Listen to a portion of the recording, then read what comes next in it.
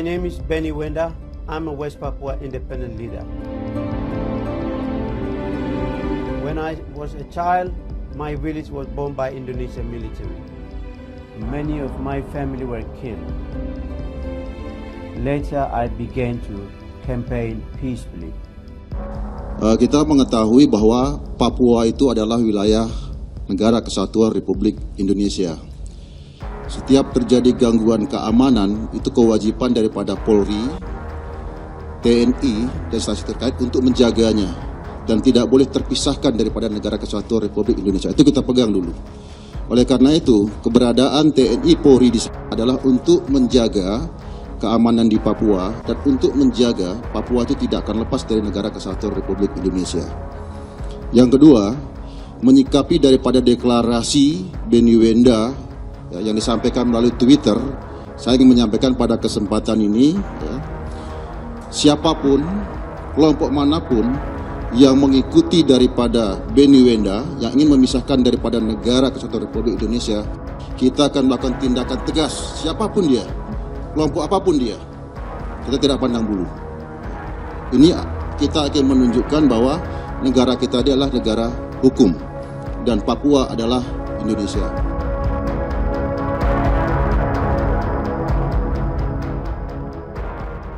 Terungkap klaim Benny Wenda soal 1,8 juta petisi Papua Merdeka ternyata omdo.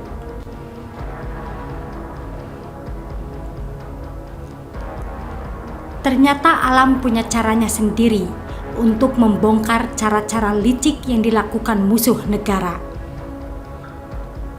Setelah Rizik ketahuan dideportasi dan kini kena serangan balik dari TNI Polri, giliran separatis Papua yang terlucuti adalah Benny Wenda yang sempat menggegerkan tanah air dengan deklarasi Papua Merdeka.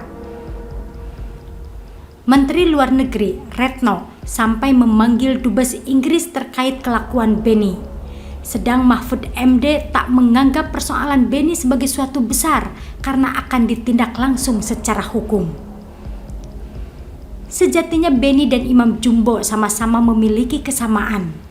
Keduanya adalah makhluk paling halu. Kalau si Jumbo mengaku imam besar umat Islam Indonesia, padahal yang mengakui cuma FPI. Begitu juga dengan pengakuan halu Benny. Dirinya menyatakan telah mengumpulkan petisi dari desa ke desa untuk menghindari aparat, lalu menyerahkan pada PBB. Padahal pihak internasional mengaku tak mendapat dokumen petisi yang diklaim Benny.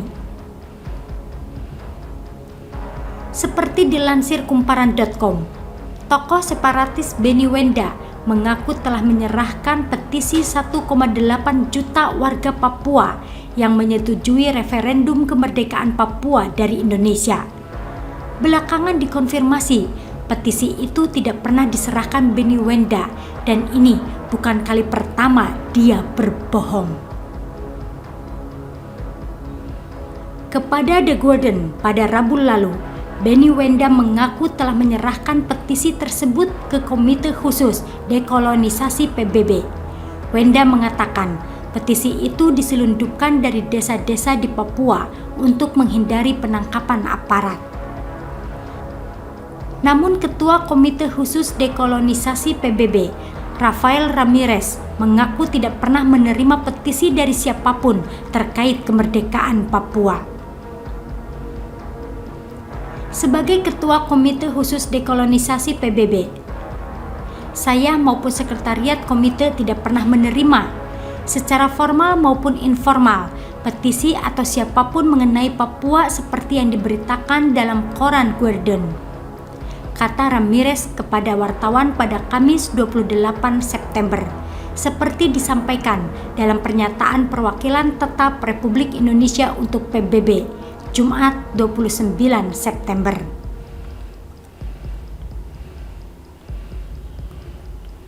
Menurut Ramirez, isu Papua tidak termasuk dalam agenda C24. Oleh karena itu, dia menegaskan tidak pernah berkomunikasi dengan Benny Wenda, pihak di luar agenda. Dia menjelaskan, mandat dari Komite Dekolonisasi terbatas kepada 17 non-self-governing territories. Lebih lanjut ditegaskan fakta bahwa Papua tidak termasuk dalam 17 teritori tersebut. Saya sedikit resah karena ada yang menggunakan nama saya sebagai propaganda, ujar Ramirez yang juga menjabat sebagai Duta Besar Venezuela untuk PBB. Menurut Duta Besar RI untuk PBB, Triansyah Jani, ini bukan kali pertama kelompok separatis Beni Wenda menyebarkan hoaks dan kebohongan kepada publik. Kebohongan selalu disampaikan separatis setiap kali ada pertemuan besar yang dihadiri para pejabat tinggi PBB. Tahun lalu, Beni Wenda pernah menyebutkan bahwa telah menyerahkan dokumen mengenai Papua kepada Sekjen PBB. Namun setelah dikonfirmasi ke kantor Sekjen PBB, ternyata bohong, tegas Triansyah. Melihat sepak terjang Beni dan kloningannya, Veronica Koman di luar negeri, seharusnya pemerintah bisa dengan tegas menangkap mereka. Mengatasi Rizik dan FPI dalam negeri saja sudah cukup melelahkan, maka rongrongan dari luar harus cepat diatasi. Kalau perlu, Kapolri bisa menyuruh Komjen Listio Sigit untuk menangkap mereka seperti halnya menangkap buron Joko Chandra di Malaysia. Dengan hubungan baik antara pemerintah Indonesia dan Inggris, penangkapan terhadap Beni Wenda bisa dilakukan dengan cepat. Apalagi dengan statusnya yang bukan lagi WNI. Pasukan khusus bisa diterbangkan untuk melenyapkan musuh negara. Lagian apa kontribusinya seorang Beni Wenda terhadap Papua? Bukannya selama ini hanya Jokowi yang paling perhatian terhadap pembangunan di sana? Olok-olokan oposisi yang mengatakan, meski Jokowi yang membangun infrastruktur, tetapi yang jadi presiden adalah Beni, jelaslah ngawur. Percaya deklarasi Beni seperti halnya Fadlizon yang percaya muka Ratna Sarumpait bonyok karena dipukuli. Sudah jelas statusnya separatis negara yang tak mungkin berani menginjakan kaki di sini, masih juga dipercaya. Memang hambatan Jokowi dalam memajukan negara ini akan semakin besar ke depannya. Banyak koruptor yang disikat, mafia dimiskinkan, ormas preman kelaparan, anggota dewan yang nakal langsung jadi olokan, hingga negara-negara luar yang kemungkinan tertekan kebijakan nasional jadi kepanasan. Inilah saatnya anak bangsa bergandengan tangan mendukung pemerintah, termasuk rakyat dari Papua yang juga ikut menikmati pembangunan dan BBM satu harga era Jokowi. Bersatu kita teguh, bercerai kita runtuh.